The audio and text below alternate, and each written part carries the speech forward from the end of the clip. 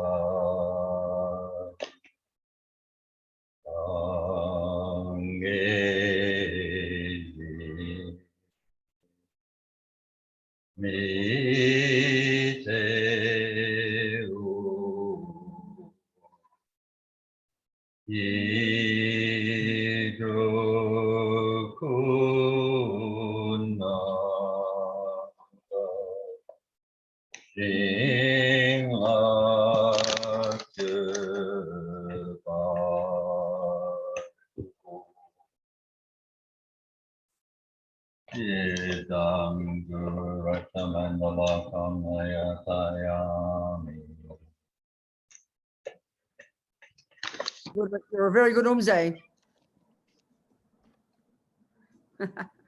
Okay, people. Happy to see you all. Who is here? Tashi children. I don't know you. Where are you? Yeah. Where are you? I'm from New York. Oh, good. You me. I'm from New York. Good. Elvia, Vanessa, all these people. Francisco, Lisbeth. I'll get to know you all. Good. We've got a whole bunch of days together, haven't we? Wonderful. Okay, you people. Okay. We've got 4. How many sessions have we got, Jennifer? I forget. 5. Huh? 5. All on karma. I thought we're going to cover the whole path. I can't help it. It's always good to get the big picture. Okay, so karma. It's something that I know when I first heard that. Oh no, I've got to sing a little prayer first, just to start us going with our motivation. Have you got the refuge prayer there, Jennifer? Yes, coming. So now I'll just lead a little prayer, and it's stating 2 things. The first part is just for those of us who already figure we are Buddhist. It's reminding us of our reliance on the Buddha and his teachings. And then the second 2 lines are stating, the Lamas would say, stating our motivation. We might say stating our purpose, why are we here together, to listen. Well, it's to listen to these teachings so we can become a Buddha, so we can help others. So we're thinking we're going to take refuge in the Buddha Dharma Sangha, and we're going to listen to these teachings so that we can become a Buddha eventually, no matter how long it takes, so we can be a benefit to others. That's the prayer. Sangye charang soke chognamla jangchu badu dagni kyabsuchi dagi chunyen gipe sonam ki drola penche sangye drupa shok Sangye charang soke chognamla jangchu badu dagni kyabsuchi dagi chunyen gipe sonam ki drola penche sangye drupa shok Sangye charang soke chognamla jangcho badu dagni kyabsuchi dagi chunyen gipe sonam ki drola penche sangye drupa shok. Okay. Well, if many Buddhists, many people all over the world don't like karma, Buddhists included. I know some Buddhists who are like social worker Buddhists, wonderful people. They don't even talk about karma, almost like people are embarrassed to think that you believe you could have been a rat in a past life. People like joke about it, So it's sort of seen in a really cliched kind of hippie way. So serious people don't like to talk about it. But actually, if we look at the big picture of Buddha's view of the universe, it's this entire worldview. It's a coherent worldview. actually, what's studied in the great monastic university system of Tibet, which tracks itself directly back to the great Nalanda tradition. As His Holiness the Dalai Lama always tells us, we are the Nalanda tradition. I mean, Buddhism was flourishing at the Nalanda, in the Nalanda monastic university, this amazing place in India near Rajgir, where Buddha taught the Heart Sutra and many of his sutras. 7th, 8th, 9th, 10th century, and began to just sort of dissolve after that. But by the 7th and 8th century, it was already strongly taking place in Tibet. So there's been an unbroken time since then, this incredible Nalanda tradition. His Holiness will always tell us that. So they, where you study, and so the Tibetan monastic university system, where you study this entire worldview. And the thing is, if karma, the law of karma were not relevant to Buddhism, if it were not something valid, the whole of Buddhism would collapse into a heap of complete absurdity. The whole of Buddhism is contingent upon, and the understanding of Buddhism and the practice of Buddhism, it's rooted in the view of karma. So it's crucial to understand, But because it's so fundamentally different from the philosophical materialist view, which of course is the view that prevails in our culture, and the one we think is serious, the serious scientists, they're the serious people, then we sort of feel sometimes embarrassed to talk about it. But let's look at it. So the Buddha's view is fundamentally different from other religious traditions. I mean, but often when we hear about karma, it sounds exactly the same, don't do this and don't do that. And if you do this, something bad will happen. We don't ever think about the good things because it's exactly the same with good, but we hear it. And this is a really crucial point to understand. And this takes us a long time to begin to internalize, especially us who have this philosophical materialist view, and also coming from the Christian teachings, most of us, let's say Christian or the Muslim teachings or the Jewish teachings, those views, they're the world religions, the ones that are major, they all posit the concept of a creator. So the almost default assumption in most people's minds is that religion equals creator. That's why people always ask the question, is Buddhism a religion? Then they say, oh, no, it's a philosophy. Well, I mean, what do you think religion is? It's a philosophy. It's just a religious philosophy, that's all. It's a view of the universe, a view of how things are. So the crucial point that, and always be stressing it, continuously discussing it, continuously, you'll see in all your questions, it's all on the basis of hearing it as a punitive kind of punishment, a system of punishment and reward, which is how we hear religion. And this is a crucial point. I mean, I always quote this. I have a Jesuit priest friend, and I asked him, please tell me, by definition, what is a sin? And he said, by definition, a sin, a negative action, is doing what God said not to do. Now, that fits absolutely perfectly if you posit a being called a creator, and Buddhism doesn't. This is a massive difference. In so many ways, there are similarities, between the Muslims and any Jewish, any religious philosophical view. There are so many similarities. But the absolutely fundamental difference is this view of karma that Buddha has, and therefore the view of the mind and of consciousness. Because Buddha doesn't discuss a thing called a soul. There's no third component, mind, body, spirit, which is what most people say. So Buddha's got some fundamentally different views. And if we want to understand Buddhism, we need to know these differences and understand them properly so we can start to apply them in our lives if we are trying to be Buddhists, So, okay. So then all of this, to make it really clear, these differences, we need to know what the mind is. Because this is the starting point for the Buddha. And this is the central point, and all the way to Buddhahood, all the way to enlightenment. To understand the mind is absolutely vital, because also the mind is what, quote unquote, creates karma, which we're going to unpack, So the mind first of all, for the Buddha's view, very clear. It is not physical. It is not the brain, and nor is it even a function of the brain. Now, this is interesting. These days, more and more discussions, about this topic. I remember when I was editing a book of Lama Zopa Rinpoche's on the process of how to help at the time of death. I think we probably discussed it, Jennifer. I think we did, didn't we? I'm not sure. So in that book, I remember at the same time I was editing that book, I remember reading a book by an American medical journalist called Nick Teresi or something. And it was a book, he's a medical journalist, and he's done all this research, mainly in the United States, about the problems and obstacles and difficulties now within the industry of cutting out organs and, you know, donating organs. There are real problems now, because what's happening is, you know, over the centuries, there's always been talk in all different cultures. There's always kind of experiences, examples of people who have died, clinically dead, and then they quote unquote come back to life. Now, of course, from the materialist scientific view, there's no explanation for that. So we just put it in the too hard basket. We don't understand what happens because it does not fit with the view, because the view, as we know, in the modern materialist view, is the mind is the brain. When brain stops, when the heart stops, the person is dead. So what happens, of course, is, you know, they then keep the person wired. They keep the person's heart breathing, lungs breathing, the heart beating. They look all warm and toasty. They look like a living being. So from their point of view, the person's dead. But from the Buddhist point of view, especially if we take the Vajrayana model, which is the view in Tibet, with the detailed descriptions of the death process and of what occurs, and which talks about we've got gross consciousness, which is inextricably linked to this gross body.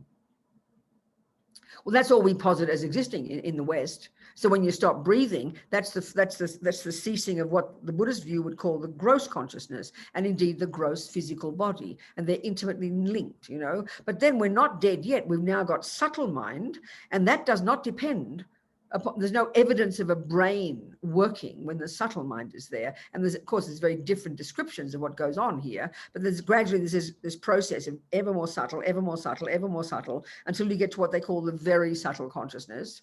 And then eventually that consciousness leaves the body. But it could be up to 3 days after the person stops breathing. So there's this big problems now, because people, you know, in this book, he was talking about many people now are seeing the experience of a person's dead. They want to cut his liver out, and the man comes back to life. I mean, how inconvenient. And they can't explain it. There are so many stories like this, so many stories. Lama Zopa quotes the story of one guy in India who continually would look like he was dying, and they'd be on the funeral pyre and he'd pop up and start to talk, you know. So it's like so this can't be explained in materialist culture. And this is interfering with the problems of cutting out organs. So there's lots of different discussions. The other thing was he had a whole chapter on what the world calls out-of-body experiences. You know, people who on the operating table who are completely can't be conscious as far as the materialist view is concerned, who report vivid experiences of knowing exactly what is going on. You know, like they have the feeling of floating above their body. Then from the Buddhist perspective, that's their subtle mind, which is the same part of our mind that dreams. And you might have an experience of being above your body, but you're not actually you haven't left your body.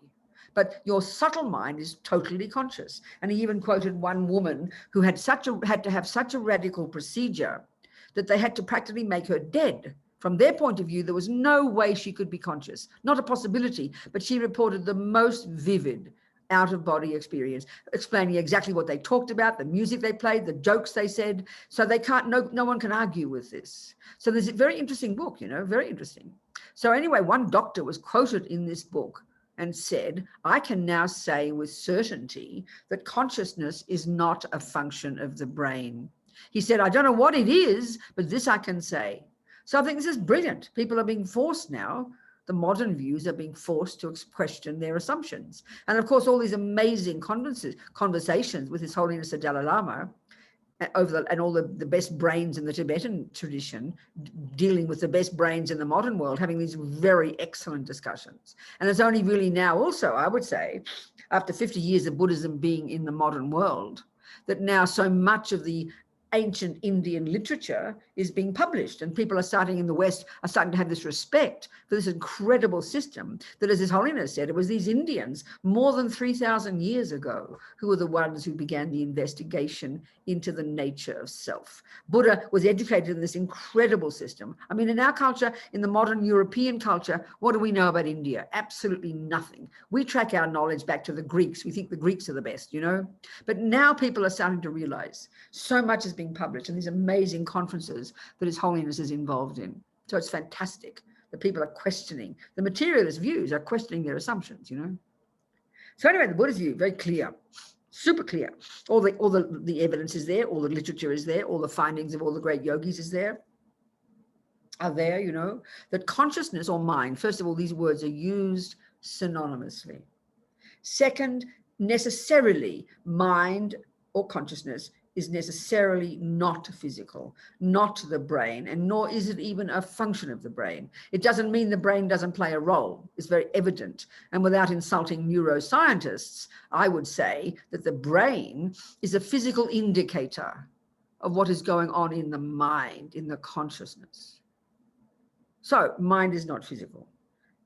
Second, it's got far subtler levels of cognition. This is something absolutely fundamentally necessary to understand if you want to understand Buddhism and Buddhist psychology and Buddhist philosophy and the view of karma.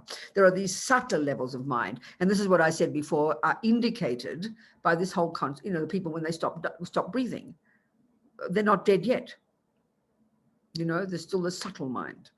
So the mind has got these much subtler levels of cognition. And this was discovered more than 3,000 years ago by these genius Indians. They're the ones who cultivated this incredible, sophisticated psychological skill called, the world calls it, what's called single-pointed concentration, Samadhi. So Samadhi is concentration, but the technique is known, as we know in Sanskrit, as shamatha, which is this where you it takes several years to get it, even if you're pretty intensive and a pretty good practitioner, and you learn to go beyond the conceptual level, beyond the sensory, and you access these more subtle, refined, very much more powerful, capable levels of mind. Of course, we don't even posit such levels of mind as existing in modern neuroscience and psychology. This is fundamental, and this has been around for 3,000 years. This awareness, these skills. So Buddha, he eventually diverged in his own direction, in particular in relation to his own personal, direct, experiential findings about the nature of self. That's where he diverged, So Buddhism, he didn't throw out all the previous things he'd learned. He incorporated those because he had found those to be true about karma, for example, and that he diverged in his own direction in relation to particularly the ultimate nature of things, emptiness, and therefore the nature of self. So the fundamental point about the mind then, one, it is not physical. Two, it's got these much subtler levels of capacity for cognition. Three, it's the potential of mind. I mean, there's nothing equivalent in modern psychology. There's just nothing. It sounds like science fiction to neuroscientists and science and psychologists. The level to which we can,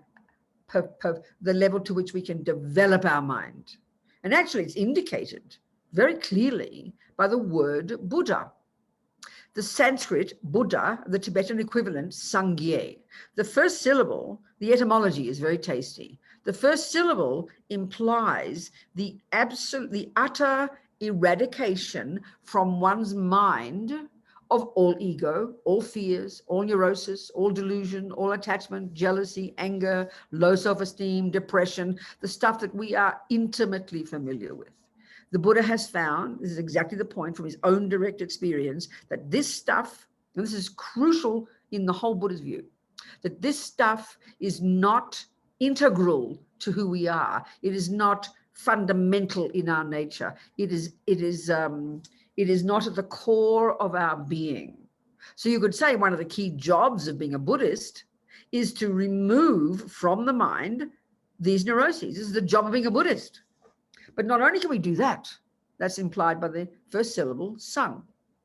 The second syllable, gye, or da in Sanskrit, is that we can develop to perfection all the other parts of our mind: love, wisdom, compassion, generosity, all the virtues. Buddha has found that these are at the core of our being. These are who we actually are in our being.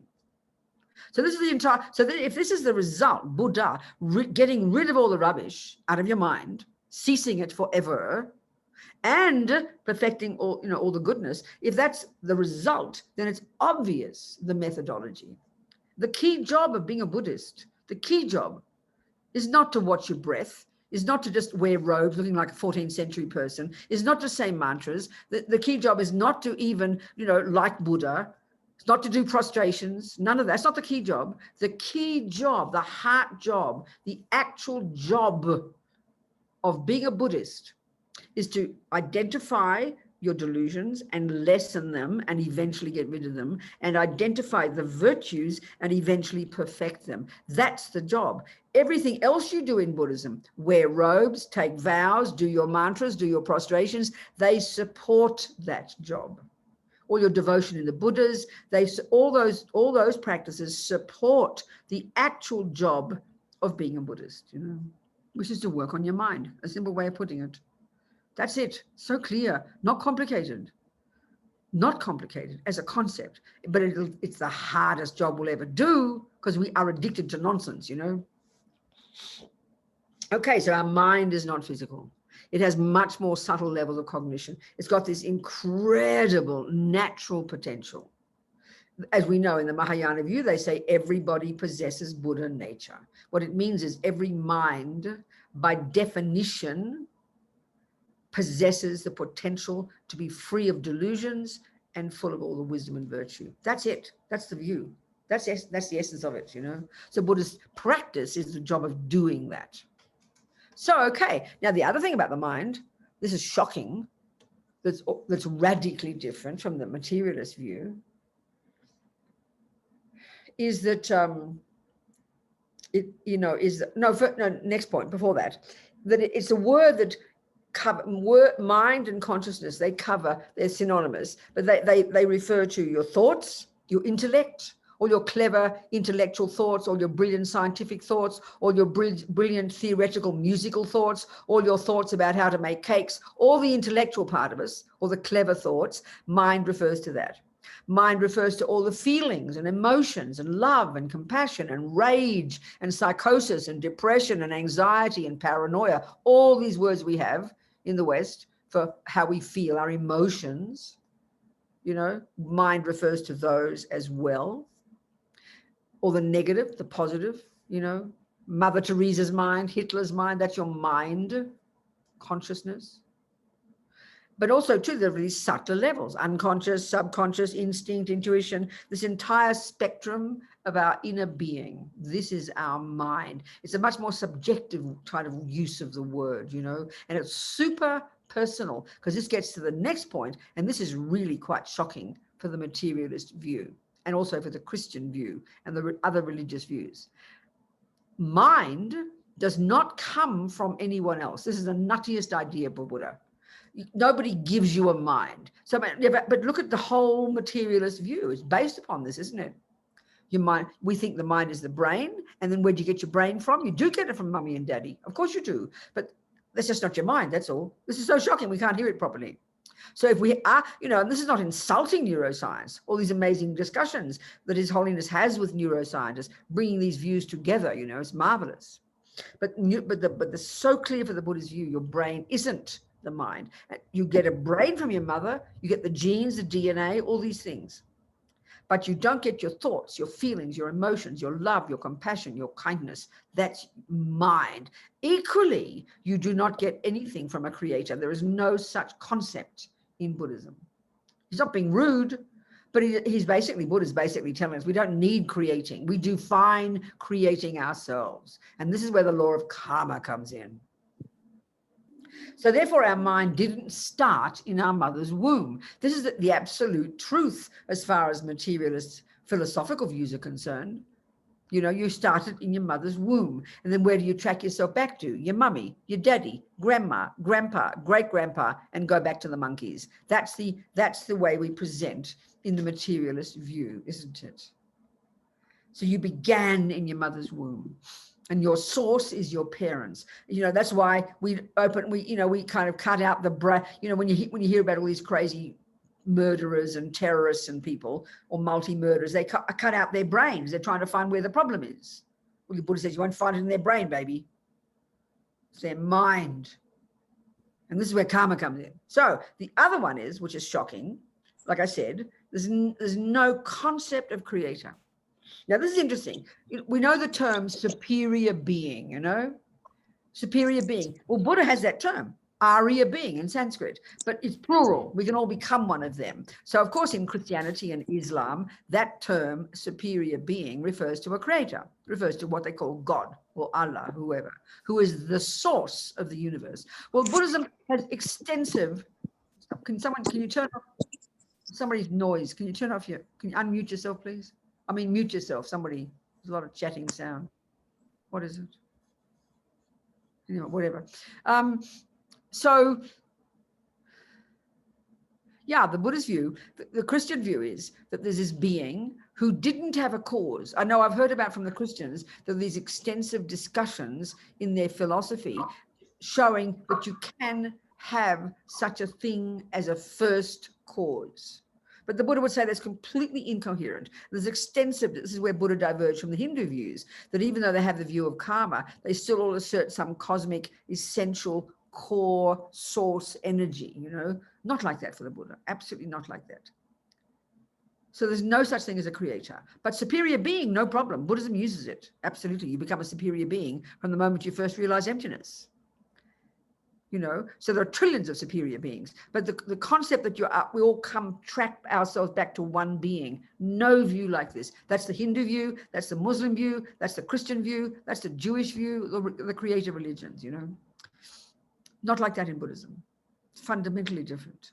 So the Buddha's view is there are trillions and trillions and trillions and trillions and trillions of minds. The term in Tibetan is very tasty for the term we say in English, sentient being. It's literally, I don't speak Tibetan, but it's literally Semchen, mind possessor. It's a really tasty term. I think it's much better than sentient being. It's very direct. And the Buddha would say there are trillions of sentient beings, not just humans. There's only 7 billion of us, it's nothing. But probably in one summer evening at Mahamudra Center, you'd have 7 billion mozzies, wouldn't you? So it's clearly there's more mosquitoes. There's obviously far more other beings, even the ones we can see, all the bugs and all the animals. There's trillions of them. They are all also sentient beings. So the Buddha would say there are trillions of sentient beings. And so the source. So who is the source? Where do I begin? The big question we have is, where did I begin? Well, if you think of your mind, and there's a term in Buddhist psychology, mental continuum. Think of your mind like a river of mental moments, all your thoughts and feelings of today. If you track them back second by second, going before, you know that this moment of consciousness came from a previous moment of consciousness, like a link in a chain. This unbroken chain of mental moments. You go tracking back yesterday, day before, day before, day before. If you had perfect memory, there'd be no space with it. There'd be unbroken chain of mental moments. Each second coming from the previous moment of cognition. Each moment coming from the previous moment of cognition. So of course, inexorably, you'll get back to the first second in your mummy's womb, won't you? So then you've got to get back right to the first second of conception. So then so the question is, what about the moment before conception? Well, we know the egg was in mummy's body. The sperm was in daddy's body. This we know. But where was your mind, baby? It was not in the egg and sperm, I promise. It didn't get put there by a creator. You track it very simply back to a previous moment of itself. And then not more than a few weeks before that, this continuity of our consciousness was in a previous body that had recently died and all sorts of things happened. And we found our way to our present mother's human womb. So then you think, well, where did I begin? Maybe a previous life before that. So you track your mind back in this unbroken chain of mental moments and you get back to conception in the previous life. And then where did the mind come from? A previous moment in a previous life. So instinctively, we think if we keep going back, we'll find the beginning. We all want a first moment. We all want a first cause. We all want, His Holiness, it was so wonderful one time in all his discussions with scientists. He said, there was all this discussion about Big Bang. He said, Big Bang, no problem. Just not the first Big Bang, that's all. So this Buddhist idea is that everything that exists, not only the mind, but matter as well, the 4 elements. This is in the Vajrayana model. All the universe is made of the 4 elements. Well, these too are beginningless. And this is the craziest idea. Just emotionally, instinctively, it just sounds absurd. But there's no logic to think any other way. We just assume there has to be a first moment. We assume that something has to have an absolute first moment. Buddha says it's not viable, and much of the philosophical teachings in Buddhism would debate with this concept. It's not a possibility to have an uncaused phenomenon like that. So your mind is not physical. your mind goes to much more subtle levels. Your mind has this unbelievable potential, just naturally. You don't inject it into you, Buddha nature. It's already there. Your mind has these much more subtle levels. Your mind does not come from mummy or daddy or a creator. It does not start in your mummy's womb. It keeps going back. It's a crazy view.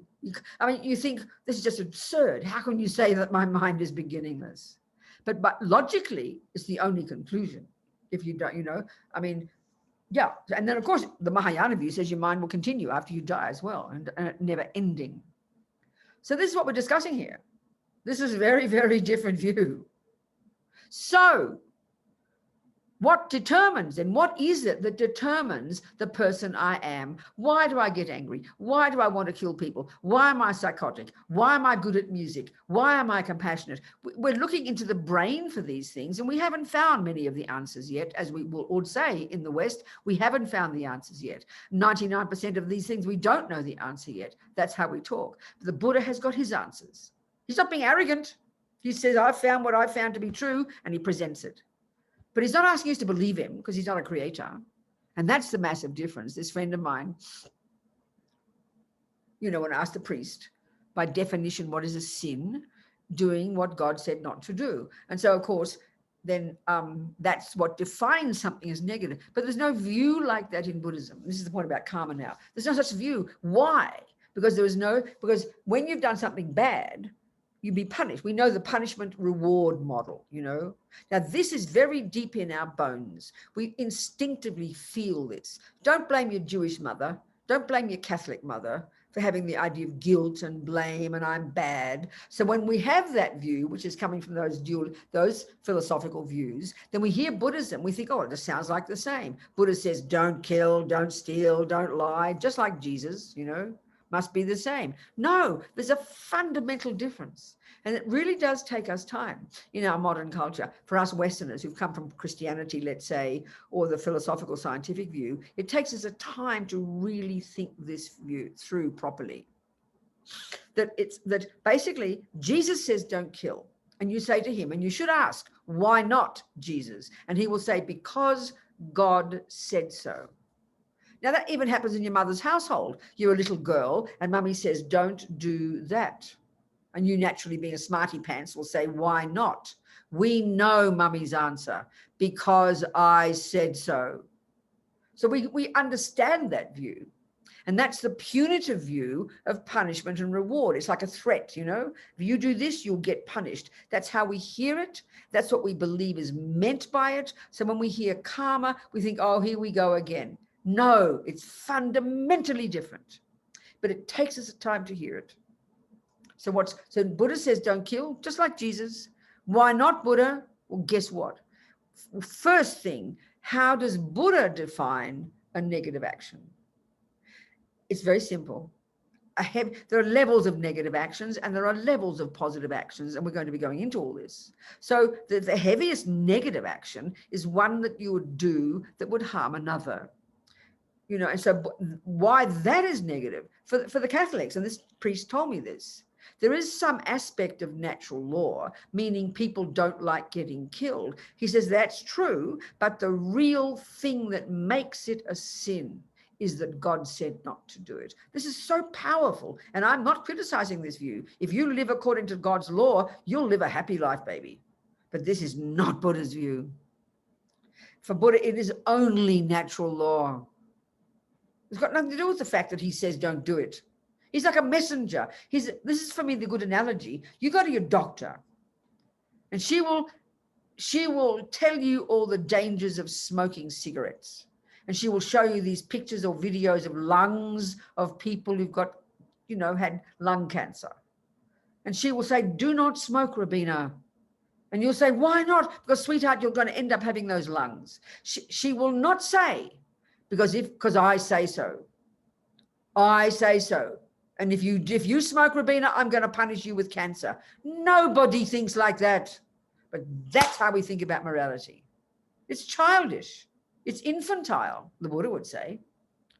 It's absurd. It's bizarre, actually. It's a very weird idea. There's nothing wrong with doing what mummy said. If mummy says make your bed and you don't do it, you're a naughty girl, you do displease mummy. That's okay like that. That's okay. But to have the whole view of the universe to be that's okay if you have faith in God.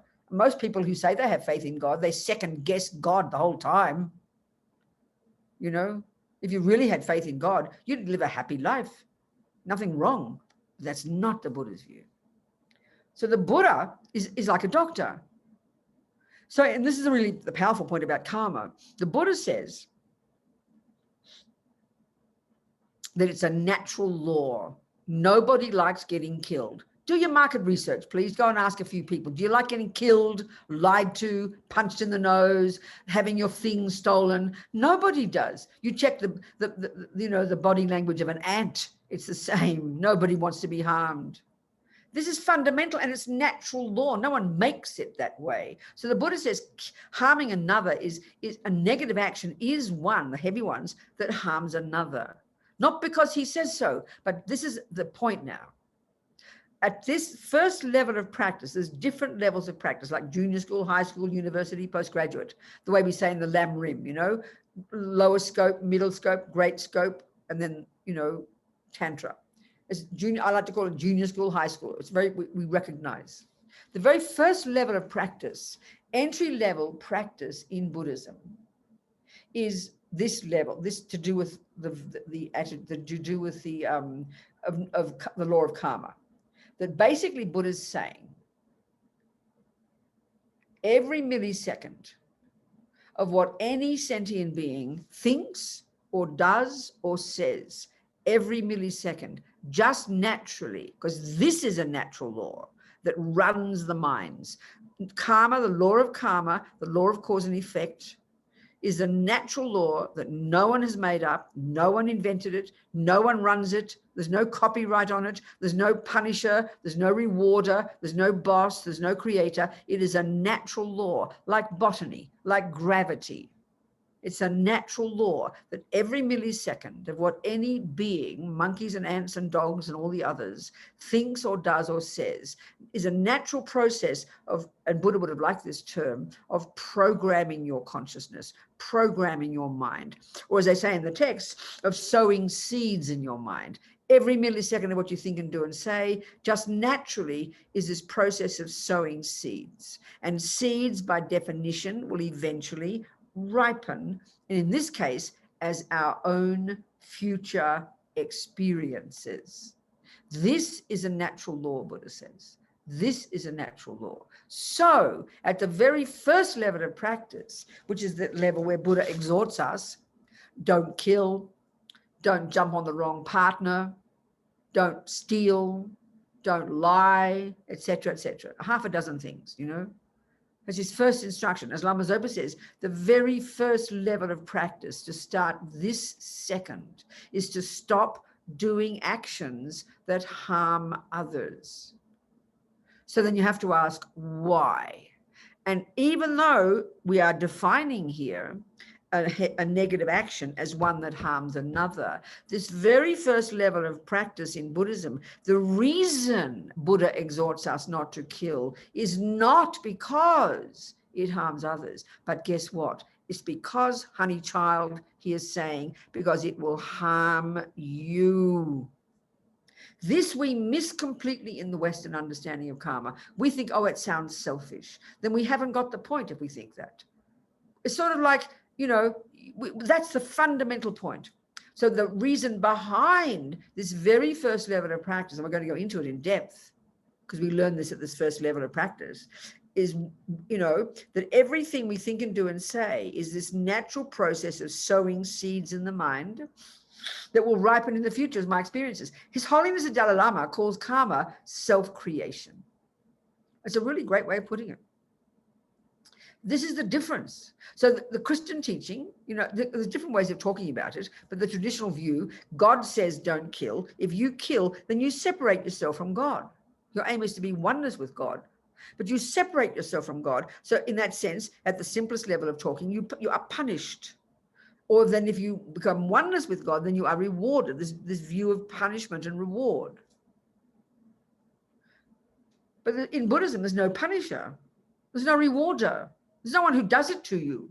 It's sort of like saying if you think that you don't smoke because your doctor said, and then if you smoke that she will punish you with cancer, we would laugh if we heard that. But that, as I said, that is our view of religion. That's our view. So we think Buddha's like that too. It's just not true. But it takes us a time to hear this because that's why we get guilty. And that's why, this is what's so bizarre. You know, we have a strong feeling that if no one sees you do something naughty, you check this. If no one sees you do something naughty, oh, I got away with it. We say it like that. That's like thinking your doctor tells you not to smoke. Why not? Because you'll get cancer. So you'll go home, and this is like thinking, oh, my doctor's not here, so out come your Marlboros and you smoke away and you think I won't get cancer because my doctor doesn't see me. We would be laughed at if we thought that. That's the view of karma. It's absurd to think that just because someone doesn't know that you stole something, that somehow it won't bring consequences. And this is the simple point the Buddha's making, that every millisecond of what we think and do and say is this process of programming us with those tendencies. It's natural. No one has to see you. No one has to know. Just the same with smoking. No one has to know you smoke or see you smoke for you to get cancer. It's something so fundamental. And when we can begin to take into our lives this view of karma and apply it really properly, it stops anger, it stops you becoming attached, it stops you being a victim, it stops you blaming, it stops your guilt. You begin to grow up and realize that you are the boss of yourself. You have to be the one. Do I want future suffering? Buddha says to you, no, Buddha. Well, honey child, stop creating it. That means stop killing, stop stealing, stop doing at least these heavy negative actions. Because apart from the people you're harming, the fact that, and this is where we get into more detail, and I'm going to go into it, you know, what defines a negative action here, the heaviest one is that it harms another. But this is the point now. But what makes you create negative karma, which is to say what causes you to sow a negative seed in your mind, which will ripen as your future suffering, isn't even to do the action, but it's what's in your mind that determines what you do and what causes it to be negative or positive.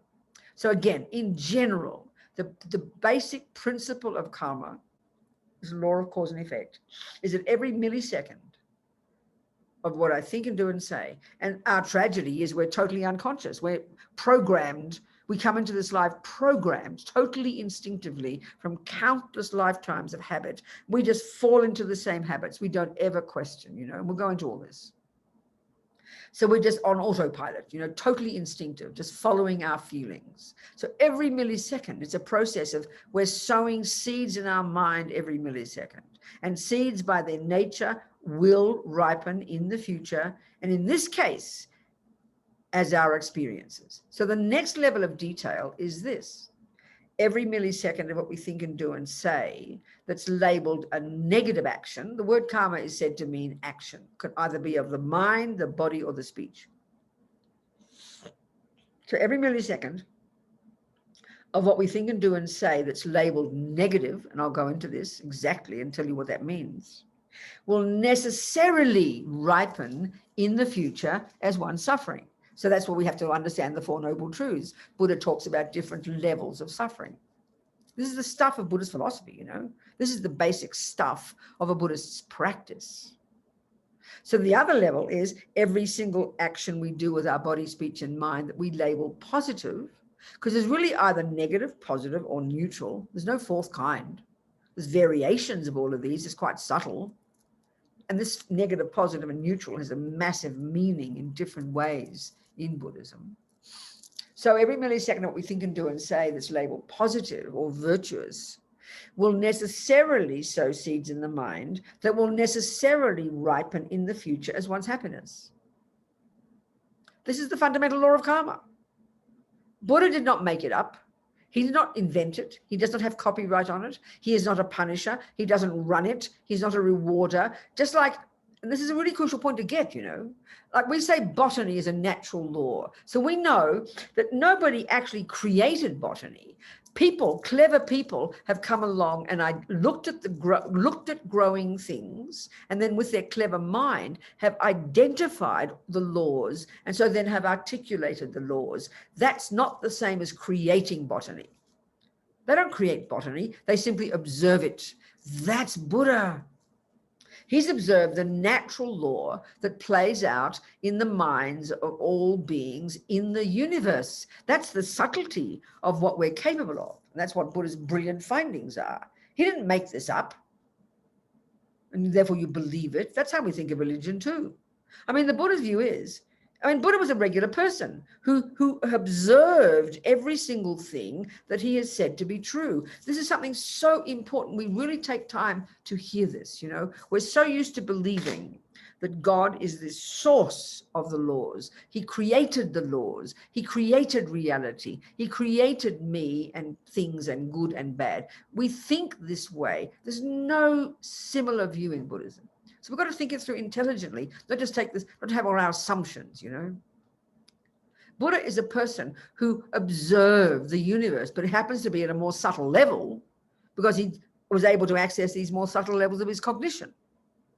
I remember actually years ago in Nelson, I always quote this, 20 years ago, I think, I was in Nelson, and there was a guy in the audience who was a Buddhist, a scientist. It was the only time anybody has ever asked me this question. It's very fascinating. He said, who revealed the teachings to the Buddha?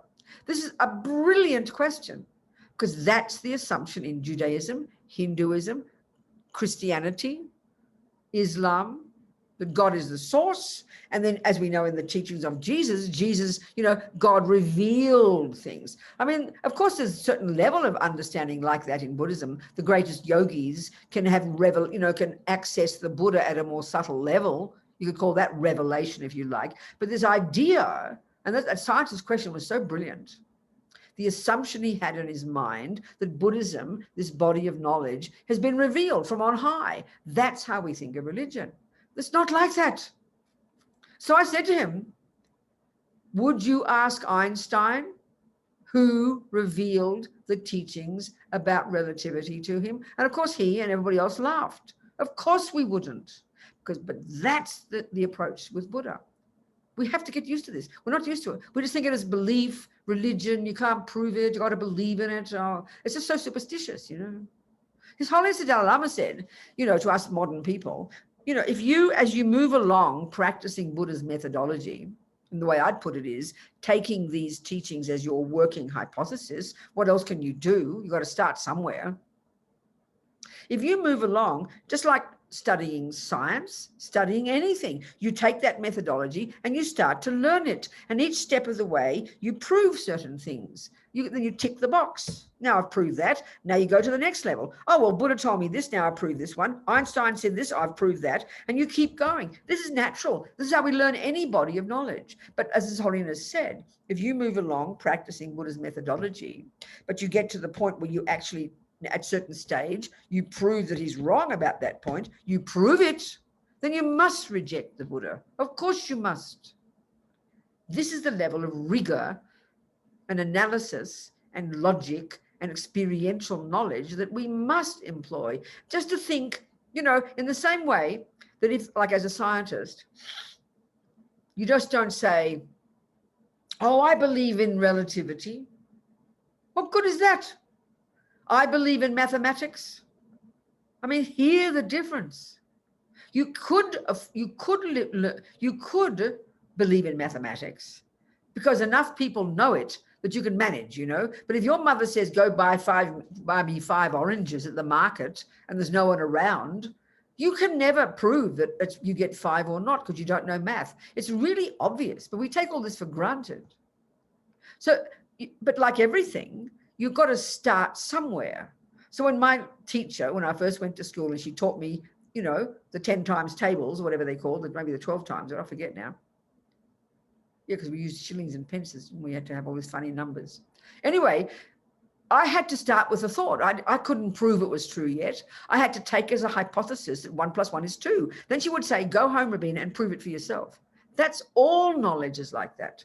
But that's exactly the same in Buddhist knowledge. You take it as your hypothesis. You can't say, oh, I can't prove karma yet. Well, how can you say that about science? You hear Einstein tell you about relativity. You don't even know that 1 + 1 is 2 yet. You've got to start with taking it as your working hypothesis, and then through your own experience, you experience the truth of it. This is how you practice Buddhism. Not just doing your mala and looking holy and wearing your nun's clothes and liking Buddhism. Liking Buddhism is not the same as knowing Buddhism. And we really confuse these two, you know.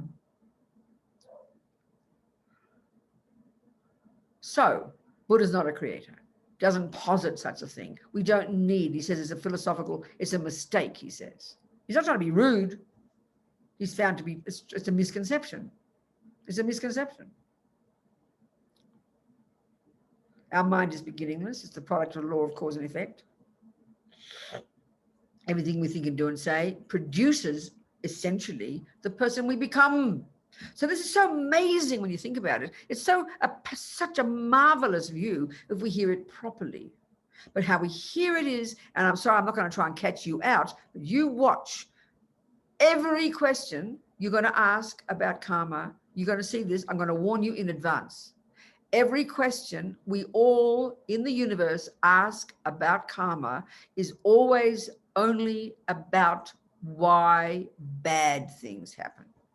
I've never yet had a person ask me why good things happen. So this proves we hear it in a very punitive way. We hear it in a very heavy way. It's all about punishment. You know, the commonest question is, you mean that little girl who was abused by her father? You mean she did something in the past to deserve it? We always talk like this. It's very, very fascinating, which simply shows we hear it in a punishment way, in reward, punitive, heavy, moralistic. It's not meant like that.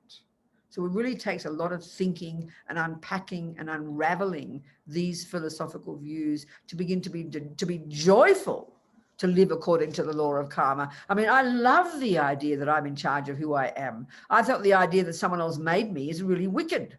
How dare a neurotic mother and father decide they have sex and create me? And then my therapist will tell me I've got to stop blaming them. I'm sorry, I disagree.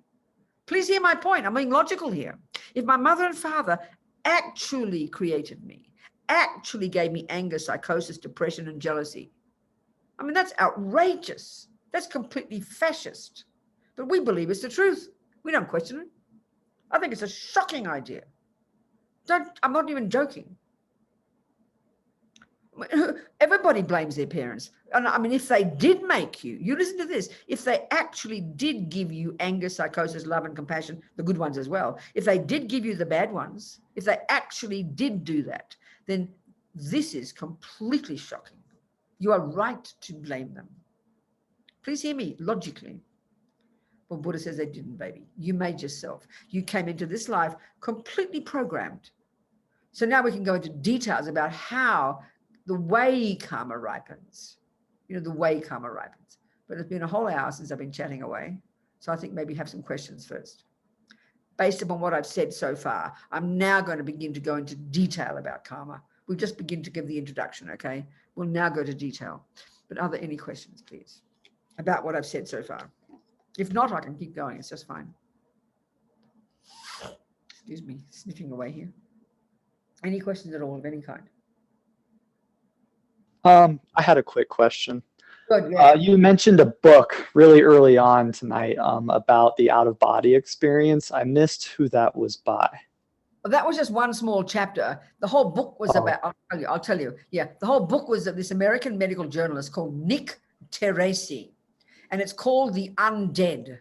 And he's an atheist, and it's his own deep, he's a very funny fellow, his own deep research of the American medical system and all the contradictions and obstacles and problems now in the industry of donating organs. So it's a very fascinating book. Nick Teresi, called The Undead.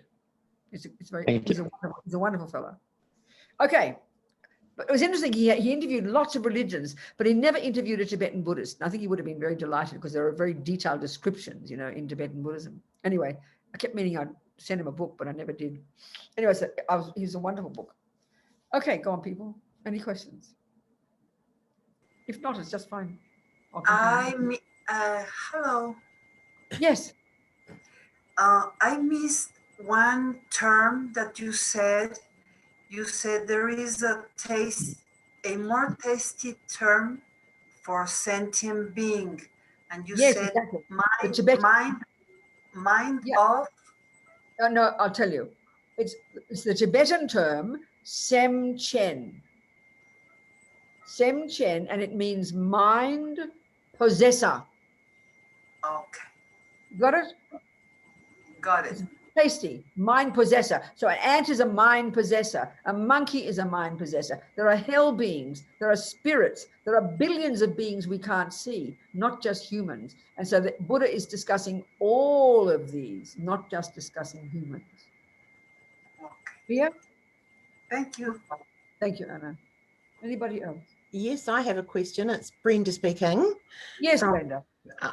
You said earlier that the mantra practices support the job.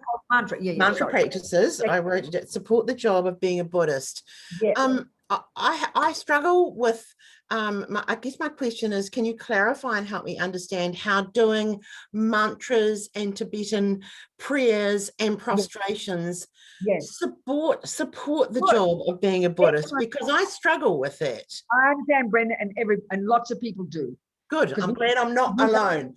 We think because we call it rituals, we call it religion, and when we say the word religion, we don't think it's serious. That's probably the assumption in our mind. We can't see the benefit. Okay, let me tell you. Thank you. The analysis of it. Thank you. Brilliant question. Okay, now remember I said before, the fundamental view in Buddhism about karma is that every millisecond of what we think and do and say is part of the process of programming us into the person we become. That's a concept you get? Can you hear that? Keep your mic off. Keep your mic on. I want to talk to you. So it's a pretty tasty concept, isn't it? My mic keeps going off. That's a pretty tasty concept, isn't it? Very tasty concept. Okay, now listen to this, honey. Listen to this. So there you've got the Sanskrit mantra. It's a bunch of words in a foreign language. Yes. Om Mani Padme. We all learn it's related to the development of compassion. Okay, now there's different ways of describing the benefit. So if you buy into the meaning, you just say you decide, you agree, you like the Dalai Lama, you've listened to his teachings, and he talks about Om Mani Padme Hum, and he does Om Mani Padme Hum, and maybe you don't speak Sanskrit, but you know it's the mantra of compassion, and you want to get compassionate, and you're just thinking compassionate as you say Om Mani Padme Hum. Now, how do you think that's going to program you? Is that not a positive programming? Right there. Yes, it is. That's the logic, right? That's one logic. That's one right there, right there. Now, let's say it's exactly the same as saying, let's say it's in English because you're a New Zealander, and let's say you say, you translate one of the mantras and you say it in English. That you can see the meaning of that too, can't you? Because it's the word you know. So instead of sitting there having a mantra saying, I hate my husband, I hate my husband, I hate my husband. If there were a mantra called I hate my husband, and believe me, honey, we're saying plenty of negative mantras, what do you think you're doing to your own mind? You're programming your mind with anger. So that's the fundamental logic of what we're doing every second. So if there is a thing that happens to be in Sanskrit, but the meaning is compassion, and you decide to buy into that meaning, then of course you're programming your mind with compassion, honey. Okay. Yes, I understand. Down to earth, isn't it? So does that same philosophy, if you like, apply to doing, because I'm actually a Buddhist. I belong to the Karma Kagyu sect. Oh, yes, great. Tibetan. And so there's a lot of practices. Honey, child, you can't keep us leave everybody for dead. You just completely all your practices, all your non-dros and everything. So listen, same logic. Listen to me, honey. You'll understand this, Brenda. Now listen. Okay. Let's say, you meet a Tibetan person who's never met a Western person in their life. They've come out of the hermitage in the Himalayas, and they come and they meet you, and you being a New Zealander and a friendly person, you stick your hand out, won't you? You'll stick your hand out to shake the hand. He will look at you with puzzlement. This funny looking hand poking at him. He doesn't know what a shake. Listen to this point. He doesn't know what a handshake is. So what is a handshake? It's a ritual that you and I happen to understand. And you know what it means. I know what it means. So we both buy into that meaning, and then it becomes that meaning. But we don't call it a ritual, but what else is a ritual? But everything we do in our cultures. That's everything is that. So we've got to go below the surface, you know. But when you explain it to him, and now he knows what a handshake is, he'll poke his hand out as well. But that's a ritual, baby, and everything we do is rituals. We do certain things with our body, the way we go shopping, the way we eat, all cultures have their own style of doing things physically. To a foreigner, it looks like a ritual, but to you, it's just the way you do things. Well, that's what prostrations are. The meaning of a prostration, you want to become a Buddha, you want to purify your body, speech, and mind. You recognize you've created negative karma with your body, your speech, and your mind. So you do the practice of your body, putting your hand up here, wanting to become like the Buddha. You buy into the meaning. You go down on the ground, you say the words. Honey, you're programming your mind with virtue. You're purifying your pride. You're purifying your delusions. That's the meaning. And the more you give it that meaning, the more it has that meaning. But if you do it as a mere ritual, that is superstition. Exactly. Thank you very much, Venerable Robina, because our darling Lama doesn't quite understand how we kind of need to understand some of these things. And I leave sometimes feeling not good enough because I'm not doing enough of what he thinks I should be doing. And I know why he wants us to do that. And he's lovely. I know, but you shouldn't think you're not doing the right thing. It's important we understand. And that's why, you know, I know when Lama Yeshe and Lama Zopa, my lamas, you know, when they first met Westerners, Lama Yeshe especially, he went out of his way to put it in ordinary, down-to-earth, hippie 1970s terms. And it's very powerful when you do that. And that's what I try to do, because it's so important. I know when I first heard the Dharma, Brenda, I knew it was my path, even though I was struggling, but I knew I had to unpack it and unravel it and see the logic in it. If there's no logic, and we're very intellectually lazy sometimes, we'd rather just swallow it whole. It's not benefit. We've got to rip it to pieces and see if there's logic to it. Then it's very compelling. I totally agree, because it's totally what I do. Good, darling. Good. Well done. So thank you so much. Thank you so much. A pleasure, sweetheart. Good. So the other thing, though, Brenda, one more point. Why the lamas stress these points, it's a bit like this, I'll tell you. Let's say you go to see Roger Federer play tennis, and it blows your mind and you want to learn to play tennis. So you rush off and, please, Roger, show me how to play tennis. Let's say, you know, you're 20 kilos overweight and you've got no fitness and you're hopeless and you don't even know how to hold a tennis racket and you can't run properly. Guess what he would answer? He would say, well, honey child, Brenda, I want you to go away for 6 months and lose 20 kilos and get fit and go to nutrition school and learn to jog. And you'll say, no, you didn't hear me, Roger. I want you to teach me to play tennis. Get my point. You're not prepared yet to play tennis. So this is what Nundro means, honey child. I know. Your prostrations, your practicing in relation to the Buddhas, and another whole discussion here. All the practices in relation to the Buddha are intensely more powerful for our mind because of the power of enlightened beings. So of course we have to think about that. So all the jogging and the go on the diet, that's your preliminary practices. Then you're ready to get to Federer because your body isn't ready yet. So the same with our mind, Brenda. The Buddha says the delusions are so primordially deep inside us, we can't just leap into all these practices and get single point of concentration and get realizations of emptiness. We've got to do a lot. We've got to metaphorically do all our prostration, do our jogging, and that's our prostrations. And all those practices, they function to prime our mind to get the rubbish out of the way so that we're then able to understand and able to get realizations. That's the function. But the lamas don't tell it to us like that. They just assume, and it takes a while to understand it, sweetheart. Yeah, thank you. Thank you. Yes, I do. So you stick to your lama, okay? He will lead you in the right direction. He's lovely. Good.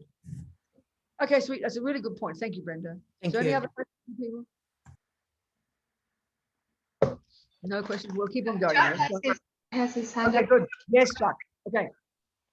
Hello, Chuck. Hello, Venerable Robina. Thank you for your teachings and your generosity. Of course, Always Oh, enjoy. Good.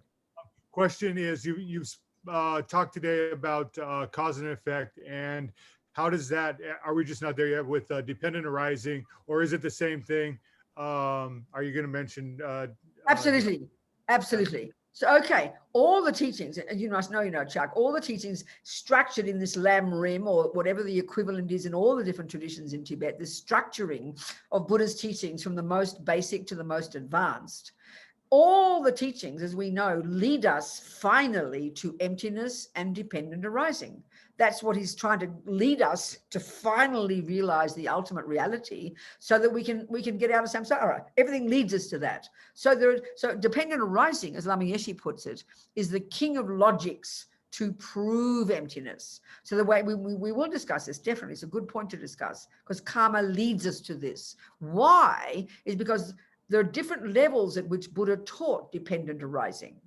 And this is where he diverged from the Hindus. And there are three main levels. And at each of these, there are particular debates he has with the prevailing views before, which is why he diverged in his own direction. And the very first level of dependent arising that he argues with is the view that there is a permanent uncaused energy called God, or a permanent uncaused energy or entity called self or soul or spirit, or the Greeks call it an essence. That's his very first argument with it. So then the presentation of karma, which is, there's no intrinsic little self there that's come from someone else. You are the product of your past causes. So the law of cause and effect in general is a brilliant example of the first level of dependent arising. Then there are more subtle levels that we will discuss later when we talk about emptiness.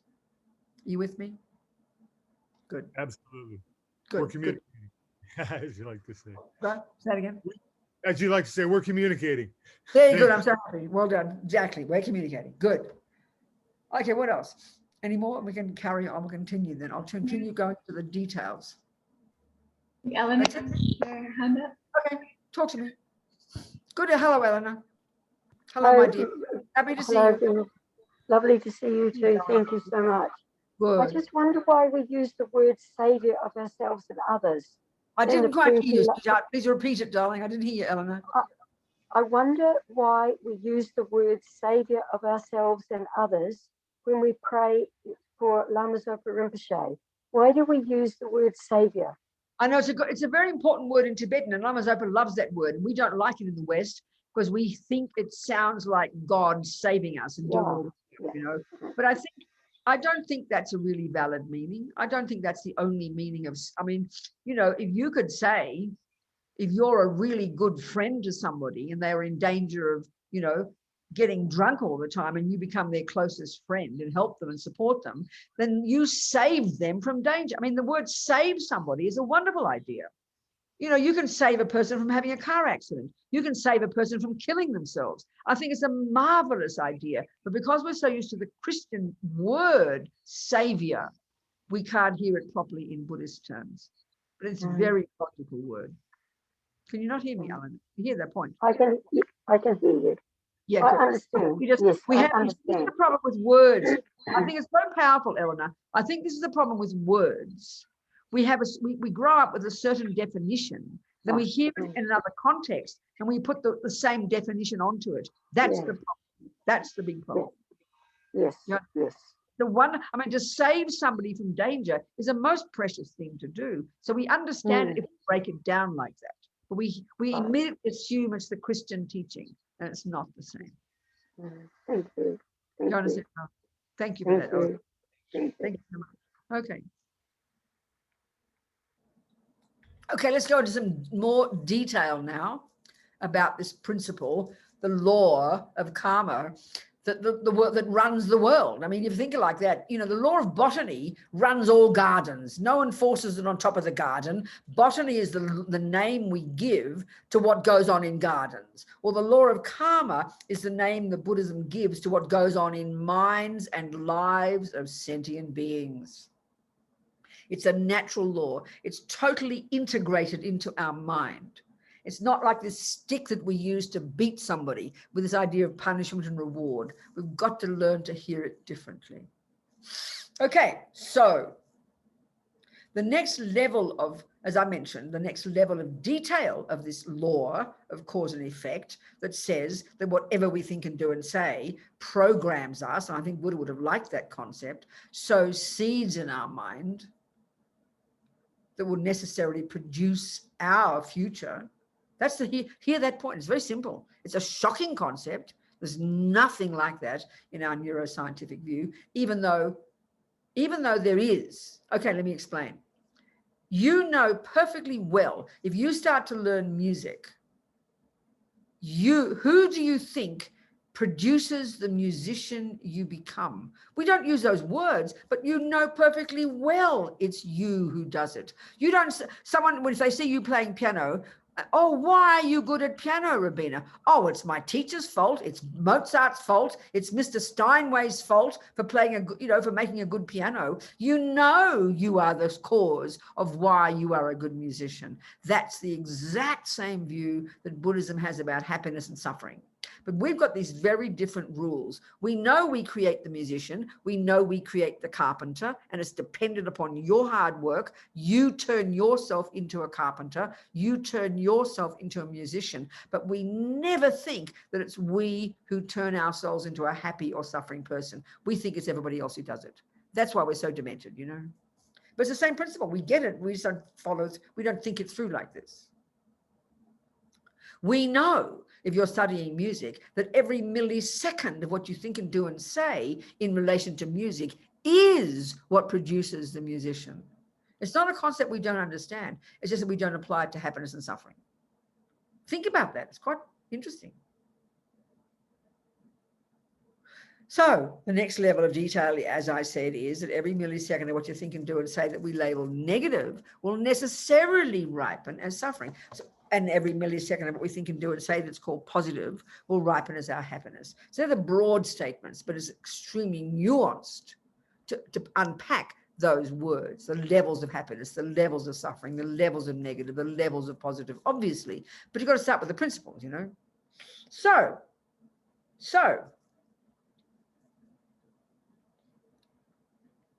there are 4 ways that our present actions will ripen in the future. 4 ways that our present experiences are the fruit of our past actions. It's such a simple principle, you know. So let's look at these 4 ways, and let's look at any particular action, let's say a virtuous action of conscious, intentional not killing. That's a very conscious action. Merely sitting here like we are now, merely not killing. There's no karma of not killing happening because your mind has to be involved. And I'm going to go into this. This is a crucial point to understand. So an action that's called not killing has to, for it to be what they call a complete action, there have to be 4 things in place when you do it. The first is, there's got to be an object of the action. In this case, of course, it would be a living being. Let's say the mouse in your kitchen. Object, the first one, the mouse. Second is your mind involved in it. And this is the hugest, most important piece. And there's 2 parts there. There's more detail to all of this, but I'm kind of keeping it simple. So there's 2 parts to number 2. 2A is there has to be intention, not the meaning we give it of good intention. That's motivation. That's 2B. And there's a separate, but they're like they're together. They all happen so quickly. So the intention, this is the word intention or volition is absolutely huge in the Buddhist understanding of the mind. It's what runs the show. If you want a boss inside you, it's your intention. Intention is every millisecond that's in our mind. But our trouble is we come into this life so programmed with our tendencies that we don't even notice 90% of the time that there's intention every second. Intention means I will. Intention is volition. I will. This is the major one. There has to be, the second part is 2A, intention. I will not kill the mouse. Something like that. To be very intentional. The next bit, 2B, in this number 2, but this is now motivation. And normally speaking, let's say Chuck has a mouse in his kitchen and he's a compassionate guy. He sees the mouse, oh, I must not kill it. And why? It's packed so totally in there that as if it comes at the same time. But they're two separate thoughts. This is quite important to understand. There's intention, I will not kill the mouse. Why not, Chuck? Well, the poor mouse is suffering. Look at it. I don't want to hurt the mouse. He's got compassion. But they so totally come together so quickly. Now look at my example, let's say, and I hate mice. So I think they're disgusting. So exactly the same for me. If it's an action of called killing, the first has to be an object, the mouse. The next one is intention. I will kill the mouse. Motivation, disgusting mouse. But they come so completely together. It's as if it's one thought, but there are two thoughts there. And of those two, if there is no intention, there's no action at all. There's no karma. You could argue that. But if the key one, though, once there is intention, the key one is motivation. In general, the Buddhist view is that what motivates us to do an action is what determines whether it becomes a negative or positive action. And I think you can prove it pretty quickly. Let's think of a simple action called generosity. Let's say, again, I haven't finished. Okay, we'll finish the killing and the non-killing, the four things in place. In Chuck's example, first is the object, a mouse, a living mouse. Second, his mind involved. 2A, I must not kill the mouse. 2B, why not? Compassion. That's it. That's the mind involved. 3, he does the action, gets the mouse. And 4, happy mouse. Goodbye, thank you, Chuck. Complete. It's a complete action of non-killing, roughly speaking. Now, in my case, 1, the object. 2A, intention, I will kill the mouse. Why? Disgust, aversion, yuck. 3, I do the action. 4, result, dead mouse. Speaking simply. Now let's see the example. You'll prove, you can see it when we look at a simple example like a good action, like say generosity. 1 is the object, a homeless person. And Chuck sees the homeless person. 2, intention, I will give $10. Motivation, generosity, compassion. But they come quickly together, you know. 3, he does the action. 4, the person gets the $10. That's a complete action of generosity. Now, let's say Chuck is my boyfriend and he's rich. And I want him to like me because I want his money, you know. So I act all lovey-dovey and nice to him. And he can't find his wallet because he got to get a taxi and he needs his, I'll give you $20, Chuck. I'll let you know, don't pay me back. I'll give you $20. And he thinks how kind Robina is. Now listen to this. My action. 1, object called Chuck. 2, intention. I will give $20. Motivation. My motivation stinks. It's completely attachment. It's manipulative. It is not virtuous at all. So that's, you can argue he gets his $20, he's happy, but you cannot argue I create much virtuous karma because my motivation was manipulative. My motivation was attachment. You could even argue the other way. Let's say Chuck, like a lot of Western people think, I don't know, I'm sure he doesn't, but I'm just saying it. Let's say we typically think it's okay to kill your pussycat. We call it euthanasia, don't we, with humans? This is a really powerful question. We could talk about this a lot, but let's go into it briefly to give the example. So let's say Chuck's one of those people who thinks it's okay to kill your pussycat or your doggy woggy because they're sick. And this is the point. This is a powerful point now. 1 is the object, pussycat. 2, intention. I will kill my pussycat. Okay, so we don't say it that way. We're very polite. We call it putting her down, putting her to sleep, we'll say. But it's called killing, basically. Intention, I will kill my pussycat. Motivation, compassion. There's no doubt he has compassion. He sees his pussycat suffering terribly. All he wants is his pussycat to stop suffering. That's called compassion. But as His Holiness says, compassion not enough. You need wisdom. So wisdom in this case is wisdom we do not have. The wisdom that you need, so there's 2 things, okay, 2 things here. 1 is the object, pussycat. 2, intention, I will kill my pussycat. Motivation, compassion, because Chuck believes that when this pussycat dies, the suffering will stop. Let's say he has no view of reincarnation, and that's the materialist view, and that's a typical view. So you're right if that's the case. You are very kind. In fact, if I get cancer, please kill me too. But as we know, the Buddha asserts that your consciousness continues. And not only that it's a very specific process, and that the way your mind is at the time you begin to die, this is the crucial thing, that if your mind is negative and freaked out and in pain and suffering, with ignorance, like a pussycat's mind pretty much would be, then if your mind is freaking out at the time you die, it's quite technical, that will trigger a negative karmic seed of the pussycat, which will then throw the pussycat into a much worse suffering rebirth. So actually, you can't say for certain that you're not throwing the pussycat from the frying pan into the fire, because you don't have the certainty. It's like playing Russian roulette with your pussycat. So the point is, though, his motivation of compassion means that he didn't create much negative karma. But do not think that you helped your pussycat. The same with me, with the generous, with Chuck. I'll give him $20. He gets his $20. He's happy. But what about my karma? No good karma at all. I was being manipulative and mean. So motivation is everything, you know. That's the key characteristic that determines whether what we do is negative or positive. It's a pretty powerful concept, and it's kind of reasonable. We understand it. So meaning well is not enough, in other words. Got to have wisdom, and we don't have that wisdom. So you don't just, therefore there's lots of ways you can help your pussycat die peacefully. Listen to mantras. Let it hear the mantras. Be kind to it. Let it be peaceful. And when its mind is peaceful, and if it dies peacefully, then it enables one of its virtuous karmic seeds to be triggered, which means it'll get a human body, etc., etc. So you help your pussycat. You can't guarantee, but to play Russian roulette with our mind. So, but the point I'm making is this: one, Chuck creates good. You could say he creates virtuous karma, but don't think he helped the pussycat. And that's why he did it in the first place, isn't it? We should ask. It's very interesting. So the key factor is the mind involved in an action. So you could argue, let's say Chuck is in the kitchen and there's a mouse there and he stands on the mouse. So he doesn't even know. He doesn't even know there's a mouse there.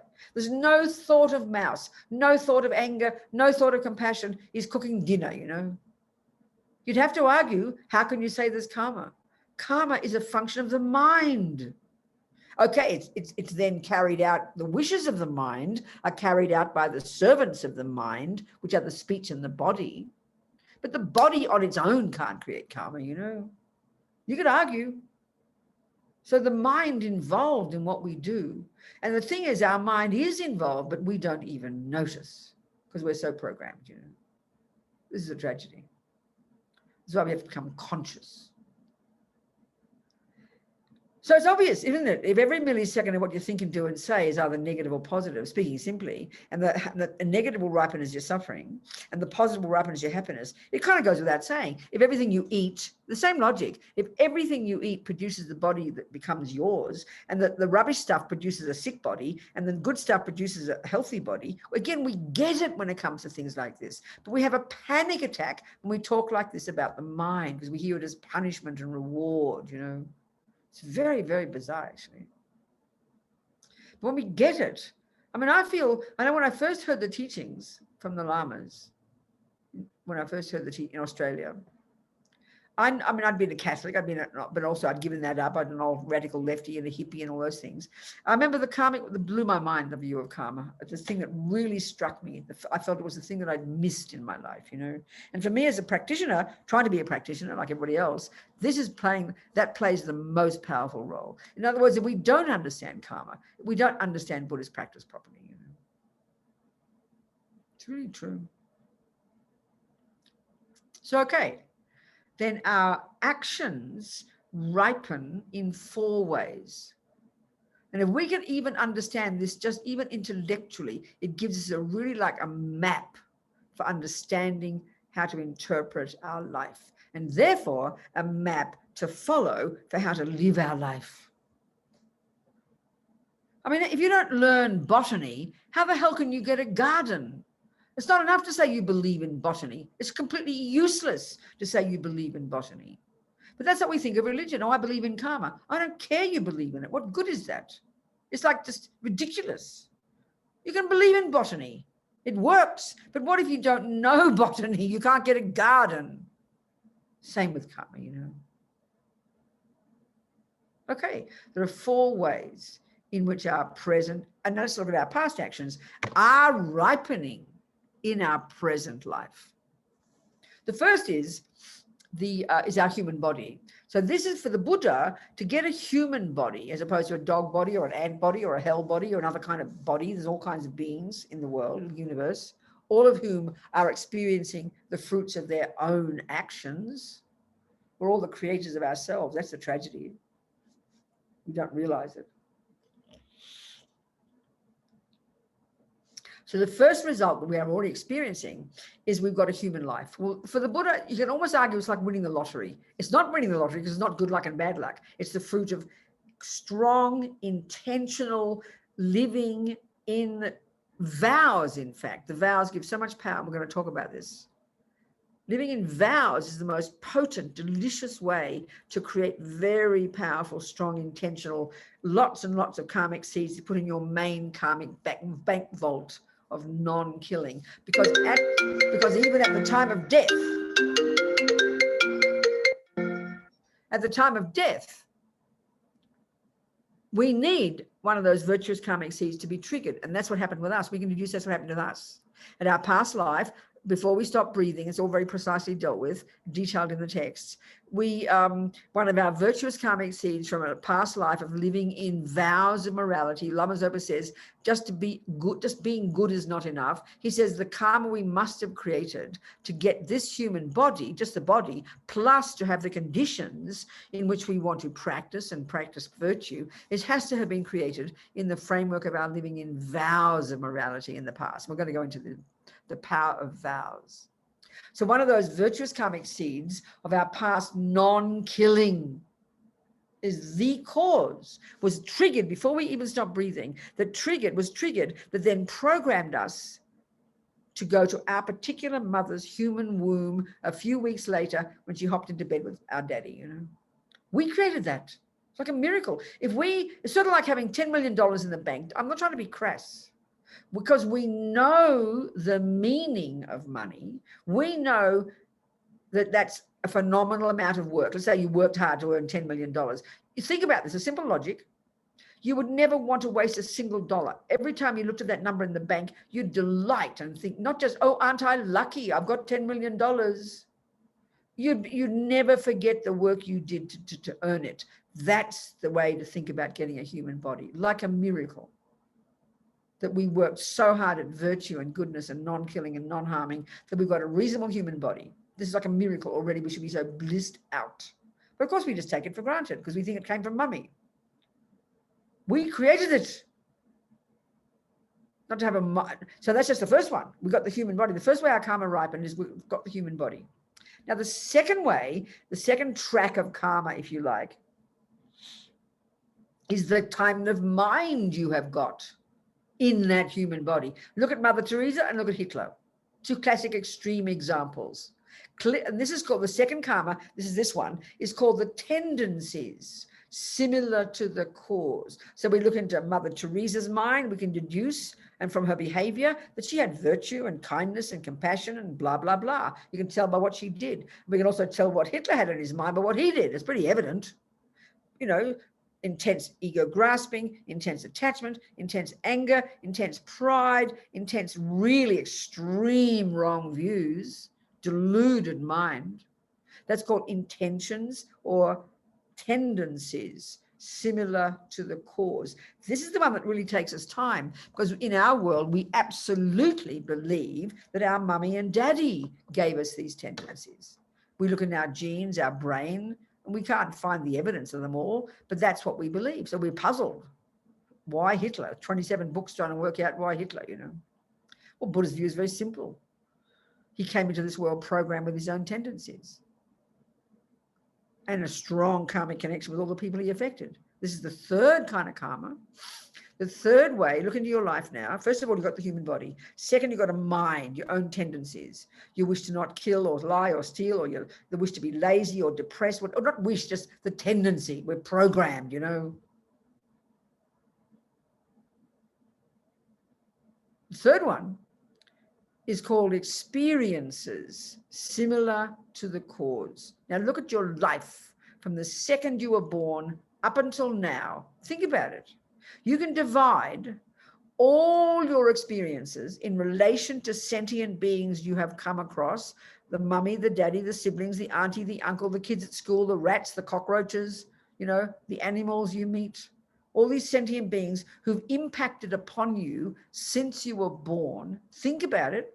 You can divide them into two categories: those that have been nice to you and those that have been mean to you. And sometimes they change roles, don't they? Think about it. It's not complicated. So these are all called experiences that you experience at the hands of others, isn't it? People are kind to you, people are mean to you, the bank gives you credit, another bank won't give you credit, the boyfriend cheats on you, people love you, people think you're beautiful. I mean, look at our experiences. We're very social beings, all in relation to how we're seen and treated by others. This is the third track of karma, and it's called experiences similar to the cause. The fourth way our karma ripens is we have environments. We don't walk in the sky, we have an environment, but even the way the physical environment impacts upon us. So of course, this sounds pretty esoteric. How, for example, past actions can cause the environment to impact upon you a certain way, but it's completely explained logically in the Vajrayana. Totally. When you understand the Vajrayana model, it makes complete sense. So let's use one example of non-killing. The first result of non-killing is it ripens as a type of rebirth. You'll get a human body. If you've got a tendency not to kill, but look at the human world, most humans actually do the opposite. This is a total tragedy. You might get a human body, but you wake up with a tendency to kill. Just because you got the result of non-killing with one way doesn't mean you don't get the other one of the opposite. So look at most humans, they kill something. This is the greatest tragedy of all. I'll explain. But let's say you wake up in this life with no thought to kill, or when you start to hear about it, you decide you don't want to kill, like if we become Buddhists. That's incredible to have. It's such an unusual one. Most humans kill something. Most religions say it's okay to kill some beings. I was taught as a Catholic that God made animals without a soul solely for our benefit. It's not the Buddha's view at all.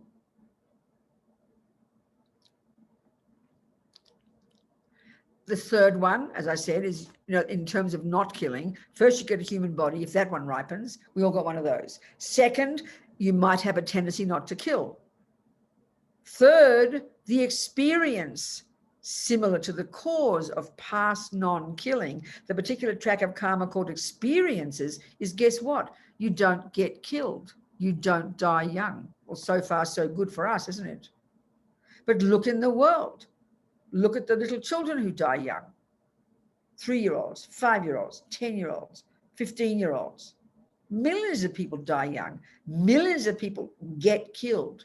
So that's the karmic result of their past killing. We don't get killed because that's the karmic result of our non-killing. Everything any being ever experiences, without exception, the first cause is always their own past action. Buddha says we create ourselves, basically. The fourth way our karma ripens in terms of not killing is that the food and the water and the air will nourish you. You'll have a healthy body. You won't get sick much. You'll have good health and well-being, and you can eat whatever you like, Now look at the opposite. So look at the opposite. Even as humans, we've got the human body, but look at the tendency to kill. Look at the world. The tragedy, killing billions of animals and creatures and bugs, and we all mostly kill. It's so tragic. We've got the tendency to kill. Third one, look at the people who die young. Even if you start to do market research, you did a survey, we never do this. Think about this. From the time of conception, in a human mummy's womb, you're called a human being. But if you did the numbers, I think you're going to find that millions and millions of people who got a human body, who ran like a magnet and jumped into a mummy's human womb, but they didn't even get out of the womb. They got killed, aborted, or miscarriage. There must be millions. So they got the karma to be born human. They won the lottery, the first karma, but they got the third one of killing. So they die young, they get aborted or miscarry, or you die when you're 1, or you die when you're 2. Everything is the fruit of past actions. It's not punishment, it's not reward, it's not punitive, it's not moralistic, it's a natural law. That's the Buddha's view. So they're the principles, basic principles. So if you look in your life, you might see that you get sick all the time, and the food is always, you might have allergies, and the air is always polluted. This is the fruit of your past killing. Every second is the fruit of your past killing. So when you know that, you don't beat yourself up, I'm a bad person. No, you go, wow, now I know why it's happening. Let me purify it. Don't do it again. So clear. If, let's say, people are always not believing your words and you're telling the truth, this is so painful. Everybody has this. Why don't you believe me? I'm speaking the truth. It's because of your past lying. And karma's personal as to those people. They don't believe your words. I think this is the major way we suffer in our lives. There's a third kind of karma called experiences similar to the cause. When all the bad things happen to us, you're a nice person, people harm you. You know, we always ask the question, why do bad things happen to good people? This is the exact explanation, you know. I remember I was at a conference in Miami, and there was a Jew, a rabbi, a Catholic, and a Lutheran. It sounds like a joke, doesn't it? But it was true. And the topic of the little seminar we had was, why do bad things happen to good people? Which blows everybody's mind, because this is the interesting point. We have an assumption. Let's say you're born in this life with good tendencies. You are kind, you are loving, you are generous, you don't lie, you don't steal. This is really common experience. But bad things happen to you. This is why we go mad, isn't it? We don't know why. I'm a nice person. Why is this happening to me? This is the main way we suffer, I would say. Think about it. Think about it. I remember at this conference, I gave, you know, I didn't understand the Catholic and the Lutheran, but I gave my talk about karma, and the rabbi clapped. He said, oh, we believe the same thing. He was a Kabbalah rabbi. He said they have the view of karma. And he says, we have a saying, every time something bad happens, we go, great, one less debt to repay, you know. It was very interesting. So this is really powerful for helping us understand why things happen. Because you think about your life, why most people suffer so terribly is, why is this happening to me? And then when you look in the world and you see innocent babies and children and innocent people and animals get harmed, people go mad. Why is it happening? And I think it's very powerful that we ask the question why. We ask why. We go crazy asking why. Well, all I'm giving here is Buddha's answer. You don't have to believe Buddha. I'm not asking you to believe Buddha. I'm just telling you his answer. It's very interesting. Venerable Robina? More questions. Sorry to interrupt you. We've just gone a few minutes over time. I wanted to remind you it's an hour and a half teaching. We're not finished yet, are we? Got 20 more minutes, haven't we? If it's an hour and a half, so it finishes at half. Oh, it's an hour and a half. Oh, sorry. We've got to finish. I'm so sorry. Thank you. We're enjoying the teaching. Okay, good. I didn't realize. But are there any more questions before we finish? Any more questions before we finish? Don't have to be. You said the fourth one is the environment, like similar to the cause? Yes. Okay. All right. Thank you. Environmental karma. And I'll go into more detail next talk. Okay, David? Well, Venerable. Yes, please talk. Venerable Robina, thanks for your wonderful teachings. I just want to ask you, you say the environment can affect you karmatically. Yes. Does that extend to a child in the womb from how the mother is treating herself? Does that have a knock-on effect to the unborn child? We'll put it this way. Let's put it this way, Terry. Yeah. Let's say that child, as the Buddhist view would be, of course, that child, you know, had a previous life, and when that person died, and then their mother hopped into bed with a boyfriend or a husband, and then the karma ripened, and you ran like a magnet into that womb. And let's say this is a point now. Let's say that little child, that fetus, has really good karma, very good non-killing karma. They're going to be a fat and healthy little baby, and whatever they eat will nourish them. So that means even if their mummy is a junkie, or even if she eats bad food, because the child's karma is so virtuous, it won't be so affected. But put it the other way, let's say that child has killing karma that's going to ripen as environmental, and they're going to get diseases and sick, then of course the mother's behavior will affect. In general, everybody's behavior does affect us, but our resilience or lack of it, that's due to our past karma. Okay, thank you. Thank you very much. Thank you. Yeah, it does. Thank you. Yeah. Okay. Thank you. Okay, dearest people, time to go. Went so quickly, didn't it? It did. And I was trying to speak slowly for Moya, who's translating in Spanish. Was it okay, Moya? A bit too fast? Oh, darling, I'm sorry. I tried to speak so slowly. All right. Moya, you need to have a rest now. It's exhausting. Okay, sweethearts. Thank you, Jennifer. So kind, everybody. So happy to see you all. And before you know it, we'll be back again to each other and we'll continue discussion about karma. Thank you, darling. Janchum, Semchog Rinpoche, Ma Ke Panam Ke Guchi, Ke Panyampa, Me Pa Yang Gong Ne Gondu, Peba Shog, Gewa Di, Nudu Dag Lama Sange, Drubgyo Ne, Drowa Chikyang Malu. Oh, Shishi, we better say them. Okay, I'm sorry. Start again. Okay, just the two little dedication prayers. The first one, okay, start. Yeah, good. Okay, this one, again, this is Brenda's point. What's the point of saying prayers? Well, these are thoughts, Brenda, and these are marvelous positive thoughts. So let's say them in English. May the precious supreme bodhicitta, which is this amazing aspiration to never give up helping others, not yet born in the minds of others, may it arise, and may that has arisen not decline, but increase more and more. Wishes. Brenda, there's a lovely saying in Tibetan, everything exists on the tip of the wish. Every thought counts. So we're programming our mind just for our benefit. By saying these words, we are programming our mind with these marvelous thoughts. And then because we're programming our mind, we'll have benefit to others as well, because we'll help others. So that's the first one. Next one. I'll say them in English best. Next prayer, please. Keep going.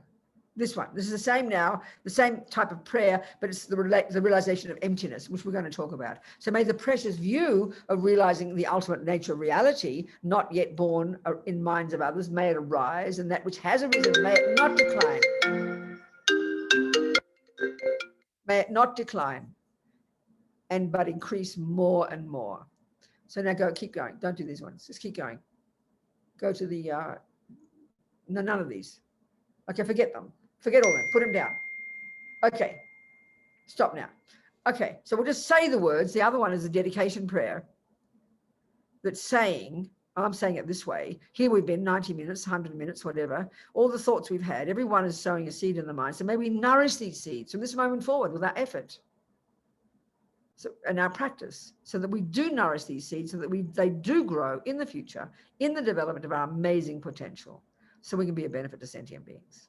And may all our holy lamas, Dalai Lama, Lama Zopa, all your holy lamas, Brenda's wonderful, kind lama, all of them live long, long lives. The world needs them badly, That's all.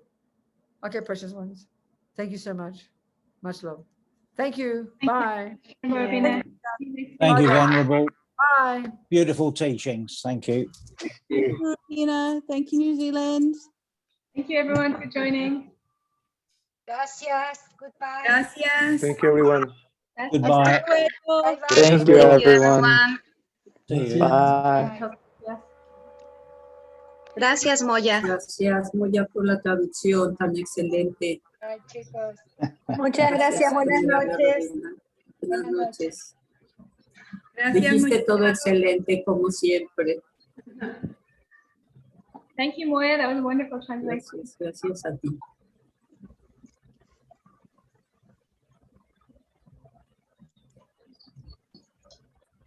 Sí. Hola, qué gusto. Sí. Bien, aquí seguimos, ya sabes, aquí en Veracruz. Aquí seguimos, aquí ya sabes que es tu casa.